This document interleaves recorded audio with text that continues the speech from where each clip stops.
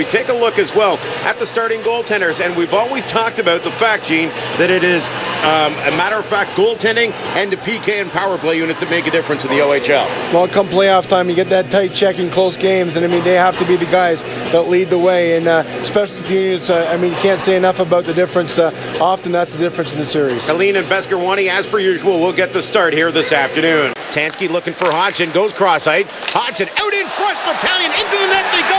The puck goes with them. A power play goal and a 1-0 lead. Brian Lashoff shoved Sean Jones, and he carried the puck right into the net. But again, Sean Jones parked on the doorstep right there, doing his job. I mean, you get that frame in there, you create the, whether the screen or the turnover. But again, Sean Jones with some nice work in front of the net, and it pays off. Battalion, good job of moving the puck around here. Hodgson's just going to throw it right in the middle. And again, Sean Jordan, Elevy's going to start this one to Tanski right across to Hodgson. Simple play across. Jones get his first whack, but he makes good on the second whack.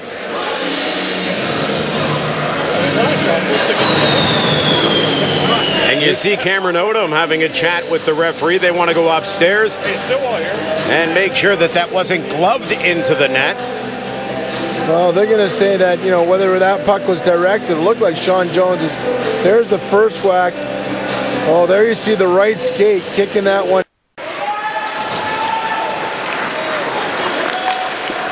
Through the middle, Froats is onside. No, they wave it down at the blue line.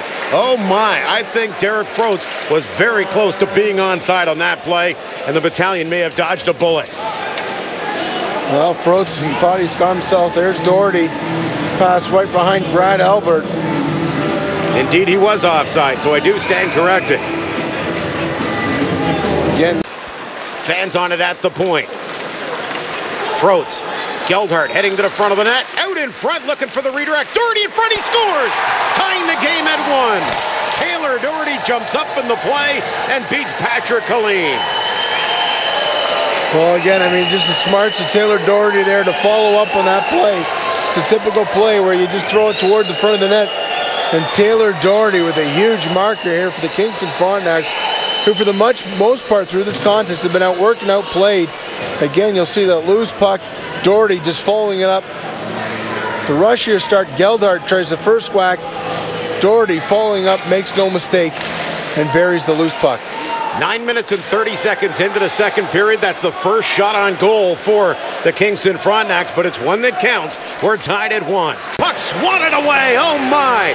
Great eye-hand coordination from Dominic Alberga. There's a big hit as Erik goes down, and Matt Clark will be going to the box. So a two-man advantage for the next 7 seconds, and Erik is writhing in pain in the corner.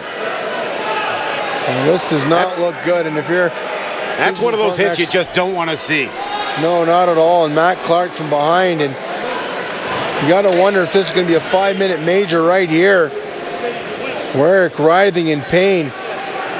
This just coming on the heels of a couple of big-time stops by Quine in front. We'll take another look at it here as you see just a shove from behind by Clark as Erik goes feet first into the corner.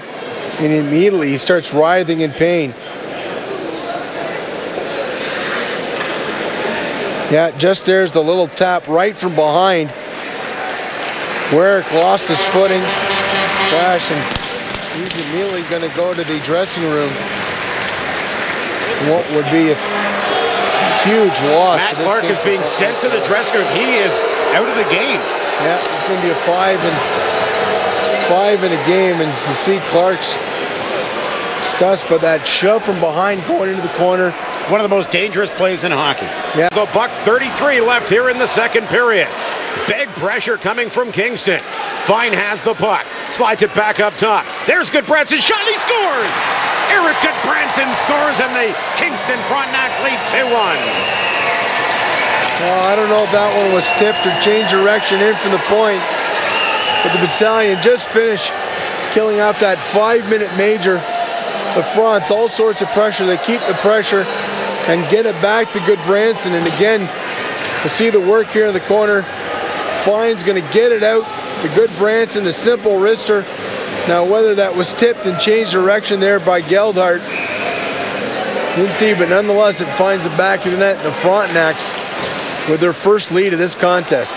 Big 2-1 road victory, knocking off the Battalion, and we'll head back to the K-Rock Center for Game 7. Well, I think if you asked a lot of people, would we seen Game 7 of this series, a lot of people would have picked it, but, you know, I mean, the Brampton Battalion missed on an excellent opportunity here on home ice to put away the Kingston Frontenacs, but kudos to Doug Gilmore's team who found a way to get this one back into Kingston. And you can only hope for Kingston that Ethan Erik, his knee isn't severely damaged, then he will be back in the series or back in the next series if Kingston is fortunate enough to move on. We're going to take a break here on Battalion Hockey, live on Rogers TV as the Kingston Frontenacs extend the series to 7 games.